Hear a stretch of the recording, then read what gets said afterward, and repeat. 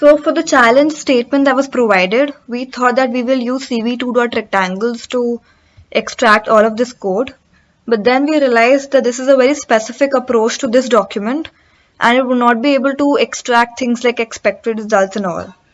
So for this reason, we thought of using editor.js as a block style editor so that sample manuals can be created easily. So as you can see here, this is one of the sample of the documents that we'll be using, and we suggest this as a template. We used it as it outputs data as JSON, which could be used for Apollo CLI. It is pretty human readable and it has a decent UI. So as you can see, this is the documentation. We have step 1, step 2. We have changed the code from this to this because the entire purpose was automation and these commands could not be run on our system. So whenever Apollo CLI detects that a step requires you to open an editor, it gives you a proper warning that it should open the terminal in a new terminal instance. Siddharth will be showing a demo of the same, and we can download all of the documentation here, step 1, step 2, step 3 as a JSON file here by clicking this button here.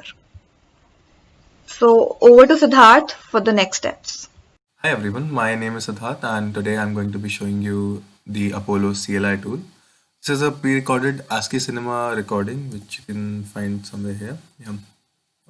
Anyway, I've also linked this in the README of the project, so you can also find this there as well.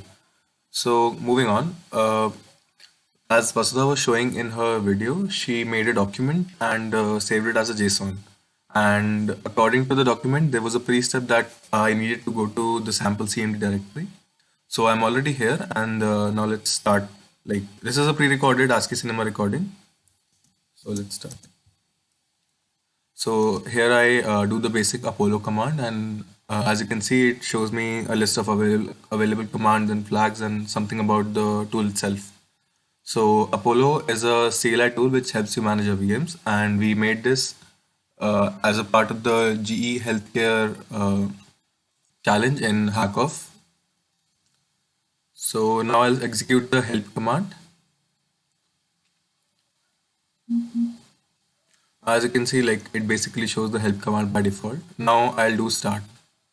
And in start, as you can see, the logging is pretty like robust. Like, it logs a lot of details so that the person can understand what is going on.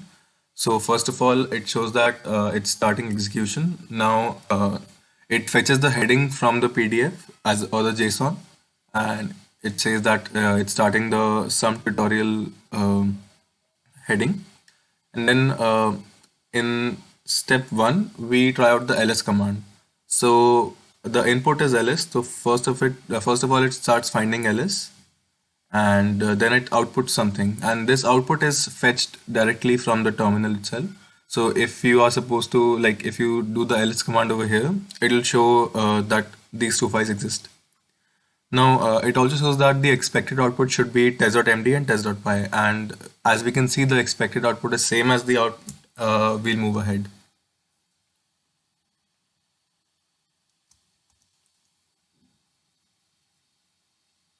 And this is a selector which I'm using, is called prompt UI, and this is written in Go actually. So that was pretty easy to integrate. Now in step 2, we need to open the test.md file in a text editor and add a line to it. On line 2, you need to add hash hello world, as in the heading hello world. So in this case, I had opened the test.md file and added it, and now I'll select that I have edited the file. So now it shows me that since you have edited the file, it should look like this. So line 1 should be hello, and then it should be hello world. Now in step 3, we'll run a sample Python script, and okay, I think I messed up over here. It should be Python 3 and then script name with the HTML codes. Like, that's why it's escaped into LT and GT. So the input is Python 3 test.py, and as you can see, it starts finding Python 3 in the in my system, and then it outputs hello world. It runs the Python 3 script and it outputs hello world, and it shows the expected output from the PDF. And the expected output should be hello world too. So as you can see, the output is same as the expected output. We'll move ahead. So that was it for this small demo, and we really could not run the kubectl commands because I did not have Kubernetes on my system, and this was a basic demonstration of how we can write a PDF as a human readable PDF and then save it as a JSON so that even a computer understands it. So our basic idea was that we only need to write once so that we have a proper structured format even for the computer to read, as well as even for the person to read who's actually sitting there and executing the commands.